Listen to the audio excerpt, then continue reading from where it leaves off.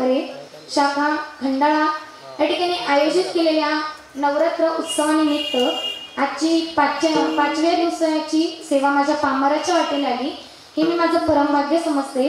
आणि या ठिकाणी आयोजित त्या ठिकाणी मासाहेब मीनाताई बाळासाहेब ठाकरे तसेच राज्यस्तरीय महिला कीर्तन महोत्सव 2024 आणि आजच्या कीर्तनाचे जे काही सौजन्य आहे ते ॲडव्होकेट त्या ठिकाणी माननीय श्री आसाराम आबा रोठे यांच्यातर्फे त्या ठिकाणी कार्यक्रमाचे सौजन्य या ठिकाणी दिलेले आहे आजचे। आणि संपर्क समूह त्या ठिकाणी प्रमुख शिवसेना तथा माजी सभापती कृषी उत्पन्न बाजार समिती वैजापूर त्या ठिकाणी ज्यांच्या पश्चात ही सेवा माझ्यापर्यंत पोहोचली असे असणारे आपले मुरली नाना थोरात यांच्या पश्चात यांच्या माध्यमातून ही सेवा माझ्यापर्यंत या ठिकाणी पोहोचली। आणि आजच्या सेवेचं आयोजन नियोजन अतिशय सुंदर पद्धतीने या ठिकाणी केलेलं आहे। आणि खरं सांगायचं जर ठरलं तर आम्ही जेव्हा गाडीमधून खाली उतरलो ना हे जेव्हा मी हे सगळं वातावरण बघितलं ना अतिशय मन तृप्त होऊन गेलं बरं का महाराज। म्हणजे नियोजन एवढं सुंदर केलेलं आहे महाराज। मी वैजापूर तालुक्यामध्ये त्या ठिकाणी पहिलं असं नियोजन बघितलं होतं त्या ठिकाणी सुंदर असं नियोजन केलेलं आहे। आणि श्री क्षेत्र त्या ठिकाणी खंडाळा येथे उपस्थित सर्व ग्रामस्थ समस्त ग्रामस्थ भजनी मंडळ असेल त्या ठिकाणी समस्त श्रोतेजन असेल त्या ठिकाणी मृदंगाचार्य ज्यांची सुंदर अशी साथ त्या ठिकाणी जे मृदंगाची आज मला करताय अवघे त्यांच्या महाराष्ट्रामध्ये ज्यांनी नाव कमवले असे असणारे आमचे त्या ठिकाणी आपले सचिनजी महाराज मापाळे सुंदर अशी त्या ठिकाणी मृदंगाची साथ करतायत त्यांच्या मनापासून त्या ठिकाणी धन्यवाद। तसेच पेटीवाले बाबा असतील माझ्या या बेसूर आवाजाला सुरेल करणारे आमचे बाबा या ठिकाणी सुंदर अशी साथ करताय बाबांनाही त्या ठिकाणी धन्यवाद देईल मी। साऊंड सिस्टमवाले काका त्या ठिकाणी तुमच्या सर्वांपर्यंत त्या ठिकाणी माझा आवाज पोहोचवणारे साऊंड सिस्टमवाले दादा त्या ठिकाणी दादांचेही मनापासून आभार। आपले आमच्या सोबत आलेले त्या ठिकाणी साईसागर ऑनलाईन सर्व्हिस यांचं यूट्यूबचं चॅनल आहे महाराज। आमचे सगळे कार्यक्रम त्या ठिकाणी महाराष्ट्रामध्ये पोहोचवण्याचं काम जगभरामध्ये पोहोचवण्याचं काम जे करतात असे असणारे आमचे सागर भाऊंचे त्या ठिकाणी मनापासून त्या ठिकाणी आभार मानते। तसेच या यूट्यूब चॅनल वा मराठी तळव्याची त्या ठिकाणी जे मालक आहे त्या ठिकाणी काका तुमचे मनापासून आभार। त्या ठिकाणी अवघ्या जगभरात त्या ठिकाणी आपला या खंडाळा येथील कार्यक्रम त्या ठिकाणी पसरणार आहे आणि त्याबद्दल त्या ठिकाणी काकांचे मी मनापासून त्या ठिकाणी आभार मानते। आता समस्त ग्रामस्थ भजनी मंडळ असेल गायनाच्या आमच्यासोबत आलेले आमचे काकाश्री असतील माझे पिताश्री असतील माझ्या पिताश्रींच्या चरणी त्या ठिकाणी नतमस्तक होते। बोबडी ओळायला लागली महाराजात एवढे कार्यक्रम झाले महाराज। तर असो सर्वांच्या चरणी त्या ठिकाणी ऋण व्यक्त करते। आता सर्वांचं नामोल्लेख करून त्या ठिकाणी शक्य नाही त्यामुळे अधिक विस्तार न करता सर्वांच्याच ऋणी नतमस्तक होते। आणि या अखिल मानव जातीला ज्ञानाचा मार्ग दाखवणारे विश्वमाली ज्ञानोबाराय असतील संत श्रेष्ठ जगद्गुरु तुकोबराय असतील संत एकनाथ महाराज असतील संत सेना महाराज असतील संत नामदेव महाराज असतील आदी करून सकल संत महंतांच्या चरणी नतमस्तक होते। माझे सद्गुरूंच्या चरणी नतमस्तक होते। तसेच माझे गुरुवर्य त्या ठिकाणी माझे मार्गदर्शक हरिभक्त पारायण गोविंदजी महाराज मलिक असतील नेहमी मला मार्गदर्शन इकडे त्यांचा परिचय आहे की नाही माहित नाही त्या ठिकाणी नेहमी मला मार्गदर्शन करत असत। तसेच शिंगी आश्रमावरले त्या ठिकाणी अर्जुनजी महाराज असतील शिंगीकर तसेच थोरवागल गावचे त्या ठिकाणी आश्रमावरले आपले सुदामजी महाराज कातकडे असतील अतिशय सुंदर पद्धतीने त्या ठिकाणी ते मला मार्गदर्शन करतात आणि त्यांच्यामुळे आज या ठिकाणी मी आज इथं उभा राहू शकले। त्यामुळं ते उपस्थित नाही परंतु त्यांच्या चरणी मी नतमस्तक होते त्यांचा आशीर्वाद घेते। माझ्या सद्गुरूंच्या चरणी नतमस्तक होते तुम्हा सर्वांच्या चरणी नतमस्तक होते माझ्या आईवडिलांच्या चरणी नतमस्तक होऊन तुम्हा सर्वांचा आशीर्वाद घेऊन अभंगाचं पदापदाचं चिंतन करण्यास प्रवृत्त होते। विठ्ठल विठ्ठल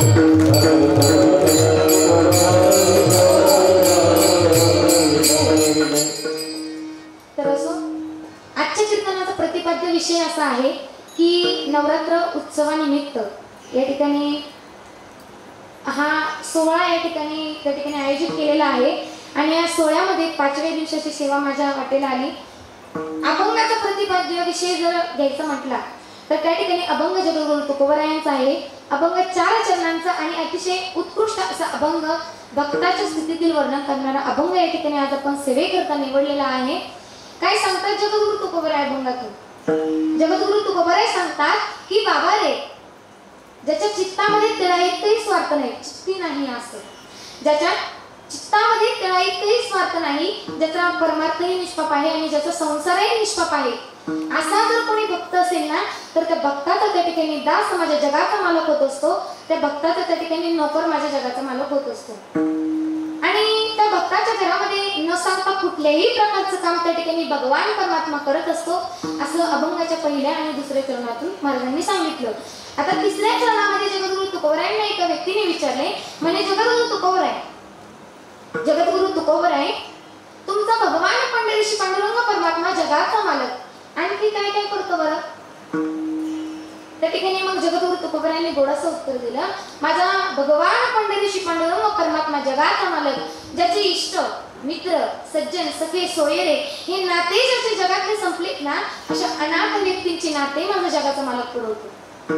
आता तुम्ही तुमच्या आमच्यासारखे म्हणतील अनाथ म्हणजे भिकारी, तर अनाथ या शब्दाचा अर्थ भिकारी असा होत नाही, तर अनाथ या शब्दाचा अर्थ असा होतो ज्याच्या हृदयातले काम क्रोध लोभ मद मत्सर हे त्याच्या हृदयातले संपलेत ना, असं रिकाम हृदय असणारा जर कोणी भक्त असेल ना, तर त्या भक्ताचा भाऊ त्या ठिकाणी माझ्या जगाचा मालक होत असतो. आता भाऊ होत असतो म्हटल्यानंतर भाऊ तुमच्या आमच्या सारखा नाही बरं का, असं गुंट्यावरून भांडण करणारा भाऊ होत नाही, तर हृदयाचा संबंध जसा त्या भगवंताशी जोडला जातो ना, असा भाऊ त्या ठिकाणी त्या जगाचा मालक त्या भक्ताचा होत असतो.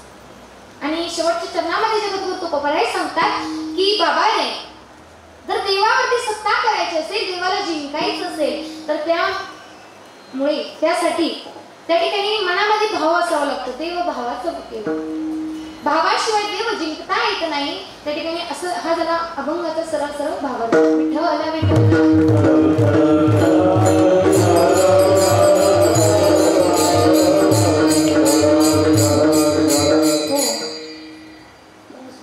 रेंज मध्ये यायला थोडा टाइम लागतो महाराज. आता या भागामध्ये मी पहिल्या वेळेस आले ना, त्यामुळे थोडंसं रेंज मध्ये यायला थोडा वेळ लागेल. तर असं सुंदर असं कार्यक्रमाचं नियोजन केलेलं आहे, सुंदर असं आयोजन केलेलं आहे. उपस्थित सर्व श्रोतेजन, त्या ठिकाणी आम्ही तुमच्या गावामध्ये आलो आणि पाऊसच घेऊन आलो तुम्हाला. त्या ठिकाणी पाऊसही झाला, पाऊसही निसर्गाने वातावरणाने त्या ठिकाणी आपल्याला सुंदर अशी साथ दिलेली आहे. तर असं नवरात्री निमित्त हा कीर्तन महोत्सव सोहळा, राज्यस्तरीय महिला कीर्तन महोत्सव अतिशय सुंदर अशा रीतीने, अतिशय सुंदर अशा पद्धतीने त्या ठिकाणी सालाबाद प्रमाणे चालू असलेला हा सोहळा अतिशय सुंदर पद्धतीने आताही पार पडत आहे. आणि यामध्ये 5व्या दिवसाची सेवा माझ्याकडे आली आणि त्याबद्दल मी तुम्हा सर्वांचे पुन्हा एकदा मनापासून आभार मानते आणि सेवेला सुरुवात करते. विठ्ठल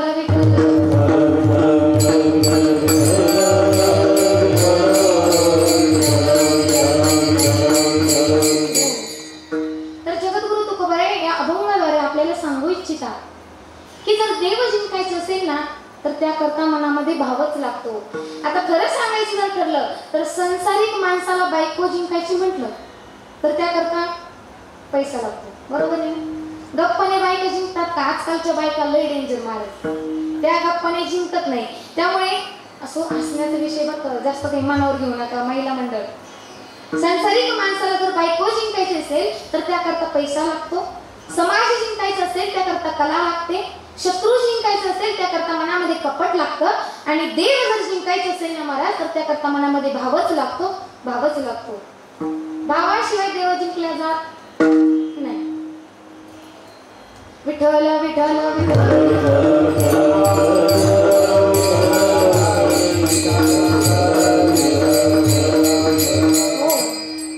त्या ठिकाणी देव जर जिंकायचं असेल तर मनामध्ये शुद्ध अंतकरण मारायचं, शुद्ध अंतकरण आणि अतिशय चित्ती नाही असं राहायचं.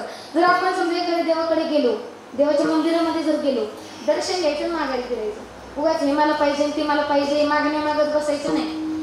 तर त्या ठिकाणी जगद्गुरु तुकोबराय सांगतात चित्ती नाही असं जो कोणी असेल ना, त्याचाच पांडुरंग दास होत असतो. त्या ठिकाणी त्याच्याच घरातले काम भगवंत करत असतो. आपल्या घरामध्ये करेल का? नाथबाबांच्या घरी 36 वर्ष देवाने, नाथबाबांच्या घरी 36 वर्ष देवाने त्या ठिकाणी चाकरी केली, परंतु तितकं अंतकरण शुद्ध माझ्या नाथबाबांचं होतं. महाराज कावडीने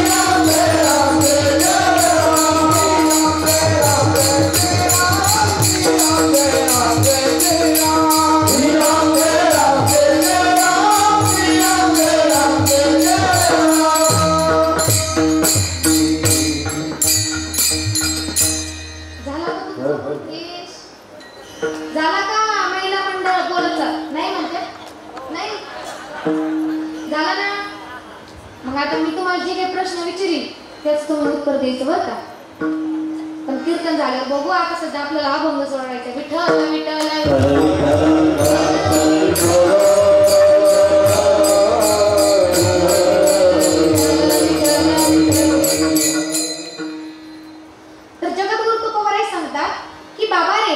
देव जर जिंकायचं असेल ना तर त्याकरता मनामध्ये भावच लागतो भावी गावे गीत भावी गावे गीत भावी गावे गीत भावी गावे गीत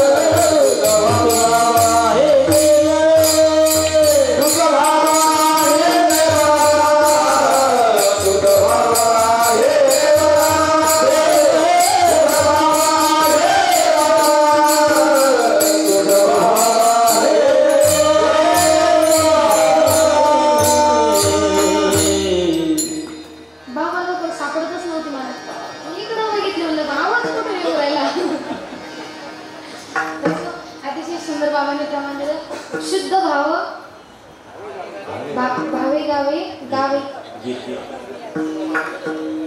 भावे गावे कसं का पण शुद्ध भावाने कसं पण का पण शुद्ध भावाने गा महाराज पण अलीकडच्या काळात काय झाले जसं जसं काळ बदलत चाललाय तसं तसं त्या ठिकाणी माणूस नावाचा प्राणी आहे ना महाराज त्याच्या जीवनामधल्या सगळ्या आशा आणि आकांक्षा बाजूला टाकून द्यायचे सोडून त्याच्या जीवनातल्या आशा आणि आकांक्षा त्या ठिकाणी वाढत चालले महाराज आजकालची भक्ती कशी माहिती का आजकालची भक्ती आठवडी भक्ती महाराज आपली कशी आठवडी भक्ती कळते तुम्हाला कळते का जी स्टेटस द्वारे पसरवली जाते ती भक्ती आठवडी भक्ती सोमवार आला की महादेवाची आराधना करायची मंगळवार आला की देवीची आराधना करायची बुधवार आला की मग पांडुरंगाच्या मागे लागायचं संध्याकाळची 11 11:30 12 वाजत नाही का स्टेटस बदललं आला गुरुवार दत्त दिगंबराया हो स्वामी मला भेट द्या हो दत्त दिगंबराया हो स्वामी मला भेट द्या हो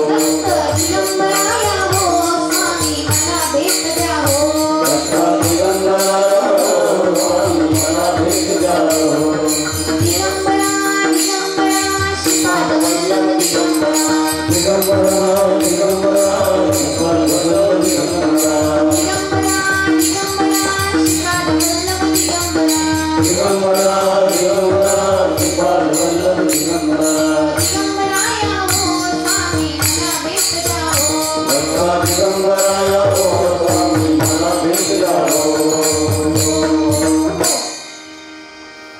दत्त दिगंबराय हो स्वामी मला भेट द्या हो. फक्त गुरुवारच्या दिवशी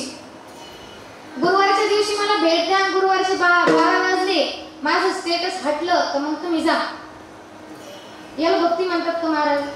गुरुवार झाला, शुक्रवार आला मग परत त्या ठिकाणी देवीच्या मागं लागायचं. शनिवार आला का मग मारुती रायाचं स्टेटस ठेवायचं. रविवार आला तर मग त्या ठिकाणी खंडोबा महाराजांचं स्टेटस ठेवायचं. याला भक्ती म्हणतात.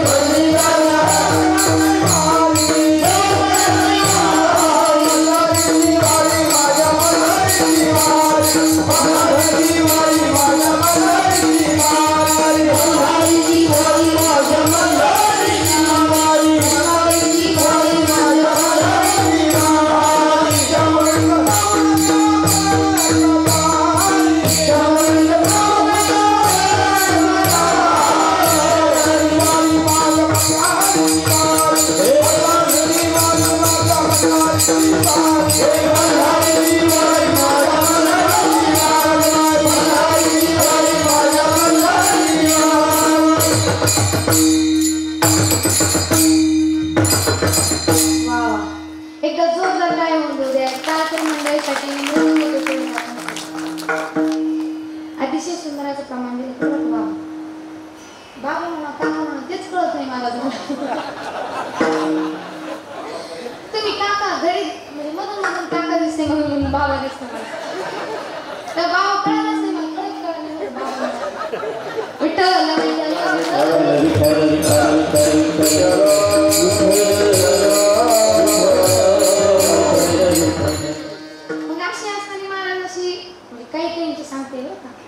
काही भक्ती अशी मला आठवली स्टेटसद्वारे. या भक्तीला दुर्गा माता प्रसन्न होईल का? नाही. अशा भक्तीला दुर्गा माता नाही, कोणताच देव 33 कोटी देवांपैकी कोणताच देव प्रसन्न होणार नाही मला. आता जसं जसं काळ बदलत चाललाय ना तशी तशी भक्ती बदलत चालली. भक्ती त्या ठिकाणी ऑनलाईन पद्धतीने भक्ती व्हायला लागली. भक्ती बदलत चालली महाराज. आणि जगद्गुरु तुकोबारे सांगतात की हे चुकीचं आहे. आपला प्रेम करून घ्यावा. आपला प्रेम करून घ्यावा.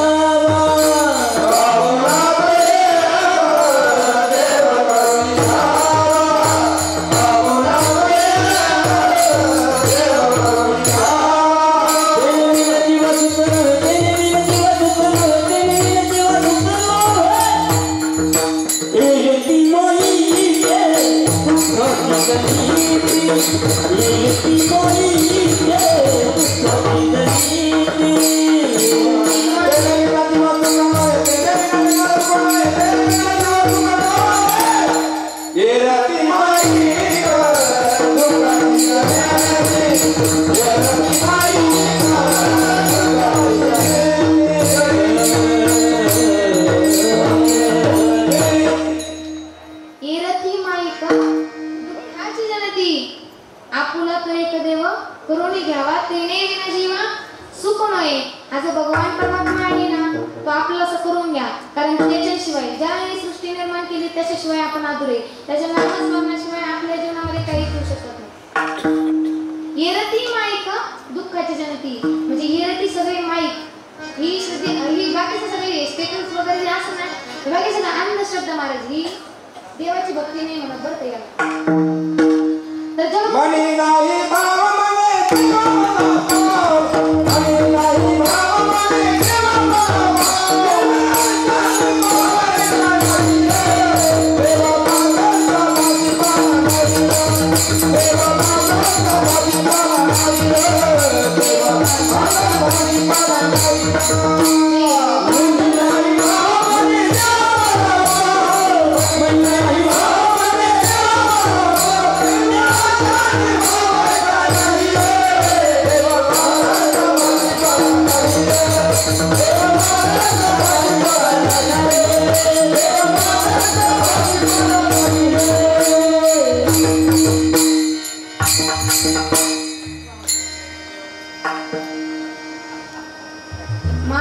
मातीचा देव त्याला पाण्याचा देव, लाकडाचा देव त्याला अग्नीचा देव, सोन्या चांदीचा देव त्याला चोराचा देव. असं आहे ना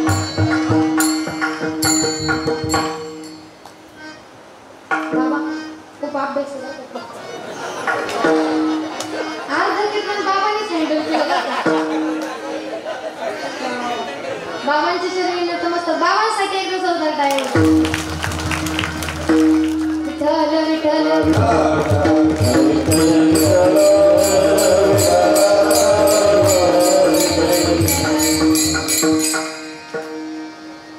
आता बोलू द्या मला.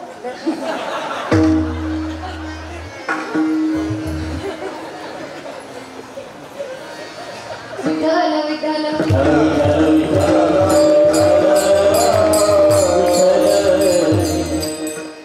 बाबा राग नाही येणार ना तुम्हाला?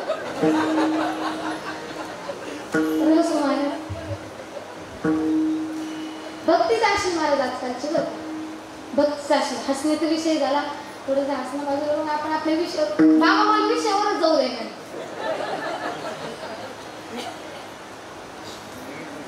तर असो हसण्याचा विषय तो जगद्गुरु तुकोबाराय सांगतात की आजकालची ही जी भक्ती आहे ना महाराज, ती भक्ती नाही राहिली. हा माणूस हा नावाचा जो काही प्राणी आहे ना, या माणूस नावाच्या प्राण्याच्या मनातल्या आशा अपेक्षा आणि आकांक्षा वाढायला लागल्या. त्या ठिकाणी तुमच्या आमच्या देखील म्हणजे मनुष्य प्राण्यामध्ये आपण पण येतो. त्या ठिकाणी आपली आशा काही सांगू तुम्हाला, लक्षपूर्वक आहे का बरं का. जेव्हा इमारतीचा एक मजला पूर्ण होतो आणि तरी सुद्धा त्या इमारतीच्या कॉलम्सचे गजवरतीच असतात ना महाराज, त्याला म्हणायचं आशा. इमारतीचा दुसराही मजला पूर्ण होतो आणि तरी सुद्धा त्या इमारतीच्या कॉलम्सचे गजवरतीच असतात ना, त्याला म्हणायचं आशा. इमारतीचा तिसराही मजला पूर्ण होतो आणि तरी सुद्धा त्या इमारतीच्या कॉलम्सचे गजवरतीच असतात ना महाराज, त्याला म्हणायचं आशा. वारंवार त्या ठिकाणी ती आशा वाढत चालली महाराज. आणि एका हिंदी कवीने फार सुंदर वर्णन करून ठेवले. काय म्हणतो तो हिंदी कवी, चाह पैसों से आनों में आने लगी, चाह पैसों से आनों में आने लगी, चाह आने से रुपया बनाने लगी, चाह रुपया से नोटी चपाती चली, चाह नोटी से कोटी चुनाती रही, चाह कोटी ने मोटर बुलाती रही, चाह मोटर ने होटल ले जाती रही, चाह होटल में बोतल बुलाती रही, चाह बोतल ने हॉस्पिटल तक ले जाती रही. आणि तिथून पुढचा प्रवास जो आहे ना महाराज, तो आपल्या स्मशानापर्यंत असतो. आणि खऱ्या अर्थाने आपल्या जीवनातली त्या ठिकाणी आशा संपत असते, आपल्या जीवनातली अपेक्षा संपत असते. काय सांगतोय तो हिंदी कवी, चहा पैसों से आनों में आने लगी. चहा पैशापासून आणण्यापर्यंत येते, आणण्यापासून रुपयापर्यंत जाते. रुपयाचं रूपांतर नोटीमध्ये होतं, नोटीचं रूपांतर कोटीमध्ये होतं. आणि जेव्हा ती कोटी रुपयाची गाडी आपल्या दारामध्ये येते ना महाराज, तेव्हा तीच कोटी रुपयाची गाडी आपल्याला हॉटेलपर्यंत घेऊन जाते. आणि हॉटेलमध्ये ज्या वेळेला ती बॉटल आपल्या हातामध्ये येते ना महाराज, तेव्हा तीच बॉटल आपल्याला स्मशानापर्यंत नेण्यास कारणीभूत असते. आणि खऱ्या अर्थाने मनुष्याच्या जीवनातली आशा, मनुष्याच्या जीवनातली अपेक्षा आकांक्षा खऱ्या अर्थाने त्यावेळेस संपत असते. मग आता अशा काळामध्ये सुद्धा जर एखादा म्हटला की मी खरंच चित्ती नाही असं आहे, काय मी चित्ती नाही असं आहे, मग ते चित्ती नाही असं हे कशावरून ओळखायचं एक दृष्टांत सांगते मी तुम्हाला. दृष्टांत लक्षपूर्वक आहे का बरं? काही प्रॉब्लेम का? विठ्ठल विठ्ठल विठ्ठल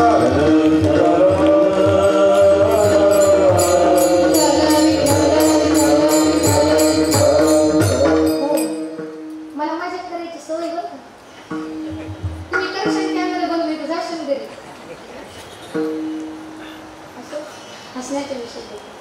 तर अशा या कलियुगामध्ये जर एखादा म्हटला की मी खरंच चित्ती नाही असं आहे, कोण म्हणतो तो चित्ती नाही असं आहे. जर एखादा म्हणत असेल की माझ्या जीवनामधल्या खरंच सगळ्या आकांक्षा संपल्या, माझ्या जीवनामधल्या खरंच अपेक्षा संपल्या, त्याच्या अपेक्षा कधी संपता माहिती का? त्याला सत्तर जाऊ झाली का मग घरातले जेव्हा लाखांनी बाहेर ठोकरून देते ना, तेव्हा त्याला त्या ठिकाणी चित्ती नाही असं होतं. कोण म्हणतो तो चित्ती नाही असं आहे? शास्त्रकार तर सांगतात एक मुलगा मोरीमध्ये पडला. मोरी कळते, हातपाय तोंड द्यायची मोरी, एक मुलगा मोरीमध्ये पडला आणि तो मुलगा मोरीमध्ये पडल्याच्या नंतर घरच्यांनी त्याला म्हणवलं, म्हणे बाबा आता ये मोरीच्या बाहेर, पडलं तर पडला, पडू दे ना, काय होतं त्याला, पडतच असतात सगळे. मुलगा म्हणे नाही मी नाही येणार. मग जेव्हा त्याच्या आईने त्याला 1 रुपयाचं नाणं दाखवलं ना, तेव्हा 1 रुपयाचं नाणं दाखवल्याबरोबर जर मोरीमधला मुलगा 1 रुपयाचं नाणं बघितल्याच्या बरोबर जर बाहेर येत असेल, तुमचा इतका त्या लेकराला पैसे जमा होईल, तुम्हाला ना आम्हाला पैसा आवडत जाऊ नये. यामध्ये काय नवल, पैसा काय हे त्या लेकराला कळत नाही. पण ते नाणं बघितल्याच्या बरोबर जर मुलगा त्याचा हट्ट सोडून देत असेल, मग त्या लेकराला जर इतकं पैसे जमा होईल तर तुम्हाला आम्हाला आवडत जाऊ नये, यामध्ये काहीही नवल नाही. मग अशा कलियुगामध्ये जरी म्हणत असेल की खरंच नाही असू शकतो बरं का, तसा व्यक्ती असू शकतो, परंतु चित्ती नाही असं कशावरून ओळखायचं एक दृष्टांत सांगेन मी तुम्हाला. असंच एका महान साधूचं लग्न झालं. त्या साधूचं नाव आहे नामदेवराय. साधूचं नाव आहे नामदेवराय. बिदरचा बादशाह आणि त्या बादशहाच्या सरदाराची मुलगी, तिचं नाव आहे राजाई. नामदेवरायांची ती म्हणजे नामदेवरायांची धर्मपत्नी. त्यांचं लग्न झालं आणि लग्न झाल्याच्या नंतर दीपावलीच्या सणाला त्या ठिकाणी त्यांनी पत्र वगैरे पाठवलं की आमची मुलगी दीपावलीच्या सणाला माहेरी पाठवा. मग आता त्या ठिकाणी ज्या राजाईच्या सासूबाई होत्या, सासूबाईंनी सांगितलं की एवढं लक्ष्मीपूजन होऊ द्या आमच्या घरी, पुढच्या दीपावलीच्या सणाला पाठवू. मग आता मुलगी म्हटल्यावर माझं नवीन नवीन लग्न झालं होतं आणि एखादा सणवार आला की मुलीला जावं वाटतं आपल्या माहेराला. मग राजाईच्या डोळ्यामध्ये पाणी आलं. राजाईने सांगितलं, मामाश्री दीपावलीच्या सणाला पाठवू नका, परंतु भाऊबीजेच्या दिवशी माझा भाऊ आपल्या इथे यावा अशी माझी विनंती आहे. मग आता नामदेवरायांचं घर कसं होतं मलाच तुम्हाला माहिती. केळीवरी नावे घरी चंद्रमोळी जाण कसे आई नामायची, असं असणारं नामदेवरायांचं घर होतं. आणि जेव्हा ही वार्ता नामदेवरायांच्या कानावरती गेली की आपले मेहुणे आपल्या घरी येते, नामदेवरायांना प्रश्न पडला की आपलीच संध्याकाळच्या जेवणाची पंचायत आपण पाहुण्यांना खायला काय द्यावं. नामदेवरायांनी विचार केला आणि विचार केल्याच्या नंतर नामदेवराव म्हटले आज घरीच जायचं नाही, मंदिरामध्येच आज मुक्काम करायचा. त्या ठिकाणी भाऊ बहिणीच्या दारामध्ये आलाय. दारामध्ये आल्याच्या नंतर त्या ठिकाणी ताईला आवाज दिला, ताई बाहेर आली. भावाला बसायला त्या ठिकाणी पाणी दिलं, भावाला प्यायला पाणी दिलं आणि पाणी दिल्याच्या नंतर त्या ठिकाणी संध्याकाळचे 5-5:30 वाजले होते. भावाला बहिणीने विचारलं, ताई अगं भाऊबीजेचा स्वयंपाक कधी होणार. बहिणीने सांगितलं, भावा तुझे दाजी त्या ठिकाणी किराणा पण तेवढं शुद्ध होतं महाराज. भक्त समागमे सर्व भावे हरी, भक्त समागमे सर्व भावे हरी, भक्त समागमे सर्व भावे हरी, भक्त समागमे सर्व भावे हरी. सांगला करी सर्व काम, सांगता करी सर्व काम,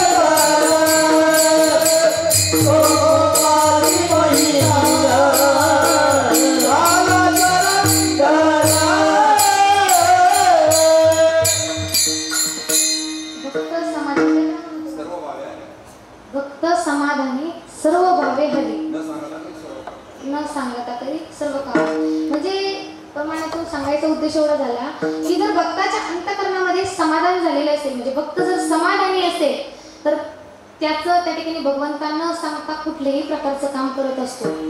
त्या ठिकाणी आज नवरात्री निमित्त आता अभंग जरी जगद्गुरु तुकोबारायांचा घेतला ना तरी नवरात्री निमित्त थोडीफार माहिती सांगणं हे कर्तव्य आहे.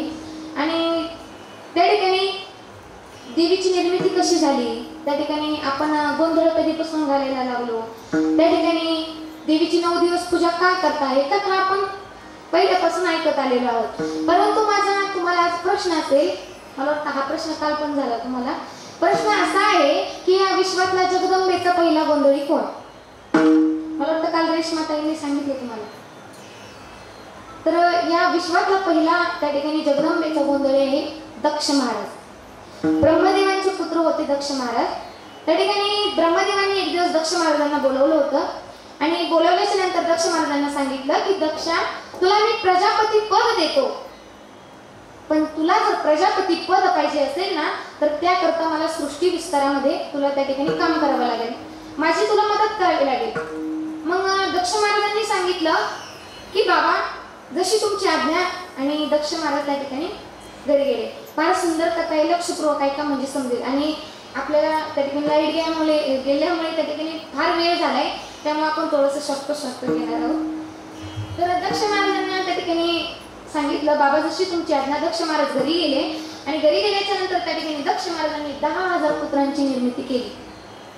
10,000 पुत्रांची निर्मिती केली आणि त्या पुत्रांना सांगितलं की बाळांनो हिमालयाच्या पहाडामध्ये जा, हिमालयाच्या पहाडामध्ये जा, खडतर तपश्चर्या करा आणि तप करून जेव्हा तुम्ही वापस येशाल ना, आपल्या भवनाकडे जेव्हा तुम्ही येशाल ना तेव्हा मी तुमचं शुभमंगल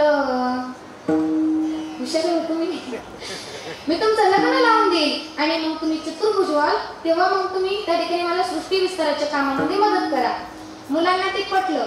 मुलं त्या ठिकाणी हिमालयाच्या पहाडामध्ये गेली, खडतर तपश्चर्या केली आणि जेव्हा त्यांचं तप पूर्ण झालं मग ते आपल्या राजभवनाकडे येऊ लागले. राजभवनाकडे येत असताना त्या ठिकाणी त्यांना रस्त्यामध्ये नारद मुनी भेटले. नारद मुनी भेटले आणि नारद मुनींनी त्या ठिकाणी त्या मुलांना प्रश्न केला, बच्चो कहाँ जा रहे हो, किसके पुत्र हो आप? मग असं म्हटल्याच्या नंतर त्या मुलांनी सांगितलं, महात्मा हम दक्ष प्रजापति के पुत्र है, हम हमारे भवन जा रहे हैं, आम्ही आमच्या घरी चाललो.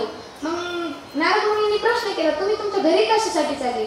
म्हणे बाबांनी आम्हाला सांगितलं होतं की तुम्ही तपश्चर्या करा, तप करून जेव्हा तुम्ही वापस येशाल ना तेव्हा मी तुमचं लग्न लावून देईन आणि तुम्ही मला सृष्टी विस्ताराच्या कामामध्ये मदत करा. नारद मुनींच्या कपाळावर हात गोळा झाला. नारद मुनींनी सांगितलं, तुमचे बाबा तुमचं लग्न करणार? ते म्हणे हो लग्न करणार आमचे बाबा आमचं. त्या ठिकाणी नारद मुनींनी सांगितलं, बाळांनो लग्न करून आजपर्यंत कोणाचं भलं झालं? मग मुलांनी त्या ठिकाणी नारद मुनींना उत्तर दिलं, बाबा भलं कोणाचं झालं नाही, पण ते आम्हाला सांगणार तुम्ही कोण? मग असं म्हटल्याच्या नंतर त्या ठिकाणी नारद मुनींनी सांगितलं की बाळांना मी तुमच्या वडिलांचा भाऊ आहे, म्हणजे मी तुमचा कोण आहे? चुलता. तुमचा चुलता आहे म्हणे. मुलांनी प्रश्न केला, चुलता आहे म्हणे ते खरं आहे, पण याच्या आधी तुमची आमची कधी भेटच झाली नाही म्हणे. मग महाराजांनी सांगितलं, मी हरिभक्त पारायण आहे ना, मग त्यामुळे माझ्या घरालाच पाय लागत नाही. मग घराला पाय लागत म्हणे, जाऊ द्या मी साधू महाराज आहे, मी हरिभक्त पारायण आहे, तुम्ही माझं ऐका आणि परत हिमालयाच्या पहाडामध्ये जा, तपश्चर्या करा, तुमच्या जीवनाचं सोनं करून घ्या, लग्न करून कोणाचं भलं झालं नाही. मुलं त्या ठिकाणी अर्ध्या रस्त्यातून नारद मुनींनी वापस करून दिली. मग आता ही वार्ता त्या ठिकाणी दक्ष महाराजांना कळाली. दक्ष महाराज त्या ठिकाणी नाराज झाले. दक्ष महाराजांना वाईट वाटलं. पुन्हा एकदा 10,000 पुत्रांची निर्मिती केली. पुन्हा तेच मुलांना त्या ठिकाणी समजावून सांगितलं, जेव्हा तुम्ही तपश्चर्या करून वापस येशाल ना तेव्हा तुमचं लग्न लावून देईल आणि जेव्हा तुम्ही चतुर्भुज होशाल ना तेव्हा तुम्ही मला सृष्टी विस्ताराच्या कामामध्ये मदत करा. मुलं गेली, तपश्चर्या केली, तप केलं, खडतर तपश्चर्या केली आणि जेव्हा मुलं वापस आली ना परत त्यांना नारद मुनी भेटले. मग आता नारद मुनींनी परत तोच ग्रंथ यांना सांगितला. म्हणे बाळांनो लग्न करून कोणाचं भलं झालं नाही. मुलांनी परत तोच प्रश्न केला, बाबा झालं नाही पण ते सांगायला तुम्ही कोण? म्हणे मी तुमचं चुलता आहे, बाळांनो माझं ऐका. बरं जाऊ द्या म्हणे, तुम्ही घरी कशासाठी चालला? म्हणे बाबा आमचं लग्न लावून देणार आहे. बरं ठीक आहे म्हणे. मग मुलांनी सांगितलं आता आमचे बाबा आमचं लग्न करणार आहे, योगायोगाने आपली भेट झाली, चला मग लग्नाला. नारद मुनींनी सांगितलं लग्नाला जाऊन जमणार नाही, लग्न करून कोणाचं भलं झालं नाही. बाळांनो, हिमालयाच्या पहाडामध्ये जा, खडतर तपश्चर्या करा आणि तुमच्या जीवनात त्या ठिकाणी सोनं करून घ्या. पुन्हा मुलं काढून दिली. आता दक्ष महाराजांना त्या ठिकाणी राग आला आणि दक्ष महाराज त्या ठिकाणी त्या नारद मुनींकडे आले. नारद मुनींना सांगितलं नारदा, तू हे काय केलं? तू माझ्या कामामध्ये विघ्न आणलं. मला बाबा प्रजापतीचं त्या ठिकाणी पद देणार आहे, तुला सहन नाही झालं ना, म्हणूनच तू माझ्या कामामध्ये त्या ठिकाणी विघ्न आणलं. असं म्हटल्याच्या नंतर त्या ठिकाणी दक्ष महाराज क्रोधित झाले आणि क्रोधित झाल्याच्या नंतर त्या ठिकाणी त्या दक्ष महाराजांना त्या नारद महाराजांना त्या ठिकाणी शाप दिला. दक्ष नारदा मी तुला शाप देतो की तू एका जागेवरती उभा राहून त्या ठिकाणी कोणालाही उपदेश करू शकत नाही. तू कायम फिरत राहशील, तू फिरत राहून फक्त त्या ठिकाणी तू नामस्मरण करू शकतो, तू कोणालाही एका जागेवर उभा राहून उपदेश करू शकत नाही. म्हणजे नारद मुनींच्या पायामध्ये चाळा आहे ना, दक्ष महाराजांच्या शापामुळे. त्या ठिकाणी श्राप दिल्याच्या नंतर त्या ठिकाणी ब्रह्मदेव प्रकट झाले. ब्रह्मदेवांनी सांगितलं दक्षा तू हे काय केलं? बाबा माझ्या कामामध्ये त्यांनी विघ्न आणलं आणि विघ्न आणल्यामुळे मी त्यांना शाप दिला. बाबा मी बरोबर केले. ब्रह्मदेवाने सांगितले तू चुकीचं केलंय. नाही बाबा मी बरोबर केले. दक्षा तू चुकीचं केलंय. नाही बाबा मी बरोबर केले. नाही बाबा मी बरोबर केले, माझं जे काम होतं ते मी केले. मग आता ब्रह्मदेवांनी सांगितलं तुझा आवाज खाली कर आणि नीट सांग मला काय झालं. मग त्या ठिकाणी दक्ष महाराजांनी सांगितलं आवाज कमी केला. आता वडिलांपुढं कसा मोठा आवाज करायचा, मला सुद्धा भीती वाटते घरी जाऊन काही बोलणी भेटते काय. तुम्ही अशी फ्रेश राहा मंडळी. असं कीर्तनामध्ये ना कीर्तन हसून खेळून झालं पाहिजे. असं तुम्ही तर दुसरं झोपायला सतत करायला लागलं. तुम्हाला झोप येऊ राहिली का? नाही ना. मग कीर्तनामध्ये असं फ्रेश बसायचं. जेवढं तुम्ही फ्रेश बसाल ना तेवढं कीर्तन माझं होतं. नाही तर तुम्हाला एकीकडे झोप येते. मी म्हणते मला गाडीत बसल्यासारखंच वाटतं. मी तुमच्या मुलीसारखी आहे, मी तुमच्या बहिणीसारखी आहे, मी तुमच्या त्या ठिकाणी नातीसारखी आहे. तुमच्या मुलीप्रमाणे असं समजा तुमची मुलगीच कीर्तन करते. असं थोडंसं कीर्तन असं हसून खेळून झालं पाहिजे. तर असं आपण आपल्या विषयावर येऊ. ब्रह्मदेवांनी सांगितलंय दक्ष शांत हो. दक्ष महाराज त्या ठिकाणी शांत झाले आणि ब्रह्मदेवांनी दक्ष महाराजांना समजावून सांगितलं की दक्षा तू एका साधूला शाप दिलाय, तू हे चांगलं नाही केलं. अरे ज्या मुलांना त्या ठिकाणी या नारदांनी वापस पाठवून दिलं ना हिमालयाच्या पहाडामध्ये, ते गड ना स्त्री होती ना पुरुष होते. त्यामुळं तुझ्याकडून त्या ठिकाणी महापाप घडलं असतं, तुला कुठला दोष लागला असता. त्यामुळे नारदांनी तुझ्या कामामध्ये विघ्न नाही आणलं, तुझ्याकडे विघ्न येण्यापासून वाचवलं. मग आता असं म्हटल्याच्या नंतर दक्ष महाराजांना त्यांची चूक लक्षात आली आणि दक्ष महाराजांनी नारद मुनींचे पाय धरले आणि पिताश्रींना विचारलं बाबा आता तुम्हीच सांगा या दोषातून मुक्त होण्यासाठी मी काय करू म्हणे. तेव्हा ब्रह्मदेवांनी त्या ठिकाणी दक्ष महाराजांना सांगितलं की तुझ्या कनकलमध्ये जाय. कनकल ते दक्ष महाराजांचं होतं ना ते भवन, तुझ्या भवनामध्ये जाय आणि तिथं त्या ठिकाणी एक दुर्गा मातेचं चित्र काढ. ते चित्र तू त्या ठिकाणी फोटो किंवा चित्र काढ, तो भिंती कशी ठेव आणि तिथं ठेवल्याच्या नंतर त्यासमोर एक मोठा दिवा लाव, त्यामध्ये तेल टाक आणि जोपर्यंत दुर्गा माता तुला प्रसन्न होत नाही ना तोपर्यंत तो दिवा तू जाळ. त्या ठिकाणी आईचा उदो कर, आईचं भजन कर, आईचं नामस्मरण कर आणि जेव्हा तुला त्या ठिकाणी दुर्गा माता प्रसन्न होईल ना तेव्हा तू दुर्गा माताला त्या ठिकाणी आव्हान कर का आई या दोषातून मला मुक्त करण्यासाठी तू माझ्या पोटी जन्म घे. मग जन्म घे म्हटल्याच्या नंतर जसं पिताश्रींनी सांगितलं तसं मुलांनी केलं. मग ते तपश्चर्या केली, 9 दिवस 9 रात्र त्या ठिकाणी दिवा जाळवला आणि जेव्हा त्या ठिकाणी दुर्गा माता दक्ष महाराजांना प्रसन्न झाल्या ना त्यावेळेस त्या ठिकाणी दुर्गा माता 9 रूपामध्ये आलेल्या होत्या. 9 रूपामध्ये. मग दक्ष महाराजांनी सांगितलं आई तुम्हाला प्रसन्न तर झाली पण मी तुझ्या या रूपाकडे बघू तर कोणत्या रूपाकडे बघू. आई तू एका रूपात ये. मग त्या ठिकाणी देवीचे 9 रूप एकत्र येऊन जगदंबा माता त्या ठिकाणी दक्ष महाराजांसमोर त्या ठिकाणी प्रसन्न झाल्या आणि प्रसन्न झाल्याच्या नंतर त्या ठिकाणी विचारलं बोल भक्त काय पाहिजे तुला. मग मग दक्ष महाराजांनी सांगितलं की आई, माझ्याकडून असं घडलंय, मला खूप मोठा दोष लागलाय आणि या दोषातून मुक्त करण्यासाठी त्या ठिकाणी तू माझ्या पोटी मुलगी म्हणून जन्माला येईल. मग त्या ठिकाणी दुर्गा माताने तथास्त म्हटलं आणि सती रूपाने त्या ठिकाणी दक्ष महाराजांच्या पोटी त्या ठिकाणी दुर्गा मातेने अवतार घेतला. मग अवतार घेतल्याच्या नंतर त्या ठिकाणी त्या दक्ष महाराजांना जो काही दोष लागला होता तो दोष त्या ठिकाणी नष्ट झाला आणि तेव्हापासून गोंधळ घालण्याची प्रथा पडली बरं का महाराज. म्हणजे 9 दिवस त्या ठिकाणी दक्ष महाराजांनी सुद्धा देवीचा गोंधळ घातला आणि देवीचं नामस्मरण केलं. जेव्हा देवीचं नामस्मरण करून देवी त्यांना प्रगट झाली तेव्हा त्यांची जी काही इच्छा होती ती इच्छा त्या ठिकाणी दक्ष महाराजांनी पूर्ण करून घेतली आणि तेव्हापासून गोंधळ करायची प्रथा अंबिका भगवती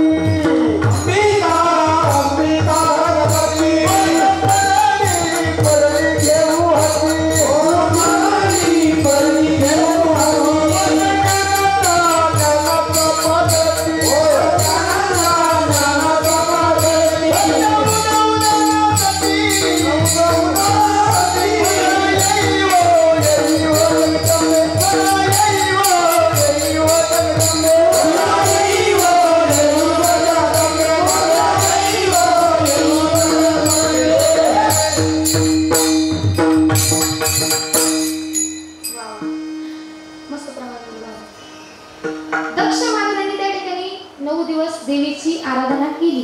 लक्षपूर्वक ऐका बरं का. दक्ष महाराजांनी 9 दिवस देवीची आराधना केली पण आराधना ही शुद्ध अंतःकरणाने केली म्हणून दुर्गा माता प्रसन्न झाल्या. आता तुम्ही म्हणशाल चित्तीन आणि असं आणि या दक्ष महाराजांचा काय संबंध, तर तो संबंध ऐकून घ्या. दक्ष महाराजांना दुर्गा माता प्रसन्न झाल्या पण कधी, जेव्हा त्यांनी शुद्ध अंतःकरणाने देवीची आराधना केली. कुठं जरी पेरलं ना आपल्याला चित्ती नाही असं ठेवावं लागेल कारण आपण त्या ठिकाणी शुद्ध अंतःकरणाने भक्ती केली म्हणून त्या ठिकाणी दुर्गा माता दक्ष महाराजांना त्या ठिकाणी प्रसन्न झाल्या आणि प्रसन्न झाल्यानंतर दक्ष महाराजांची त्यांनी इच्छा पूर्ण केली. मग आता जेव्हा त्या ठिकाणी दक्ष महाराजांचा आराधनेचा 9वा दिवस होता बरं का. आराधनेचा 9वा दिवस होता आणि त्या ठिकाणी दक्ष महाराजांना भीती वाटत होती की मला हे पाप लागून तर नाही जाणार ना, माझ्याकडून हे पापातून मी मुक्त तर होईल ना.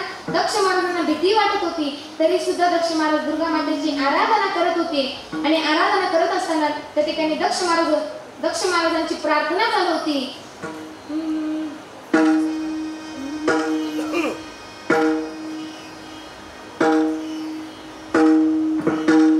विठ्ठल विठ्ठल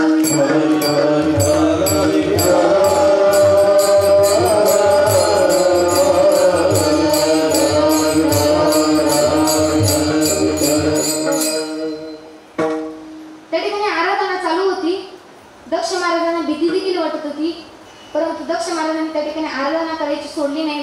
दक्ष महाराजांनी नामस्मरण करण्याचं सोडलं नाही. दक्ष महाराजांनी अतिशय सुंदर अशा पद्धतीने त्या ठिकाणी नामस्मरण केलं, आराधना केली आणि जेव्हा जगदंबा माता त्यांना प्रसन्न झाल्या तेव्हा त्यांची जी काही इच्छा आहे ती इच्छा त्या ठिकाणी दक्ष महाराजांनी प्रसन्न करून घेतली. मग आजच्या कीर्तनातून आपण बाकीचं काही घरी घेऊन नाही गेलो तरी चालेल, फक्त एवढा एक मुद्दा आपण घरी घेऊन जायचा आहे की या विश्वातला पहिला गोंधळीत कोण. तुम्हाला एखाद्या किती मोठ्या माणसाला प्रश्न विचारू द्या, कोणीही प्रश्न विचारू द्या, फक्त प्रश्न जर विचारला ना की या विश्वातला पहिला गोंधळीकर कोण, तर त्या ठिकाणी बिनधास्तपणे उत्तर देऊन टाकायचं या विश्वातला पहिला गोंधळी जर कोणी असेल ना तर तो ब्रह्मदेवांचा पुत्र त्या ठिकाणी दक्ष महाराज आहे. विठ्ठल विठ्ठल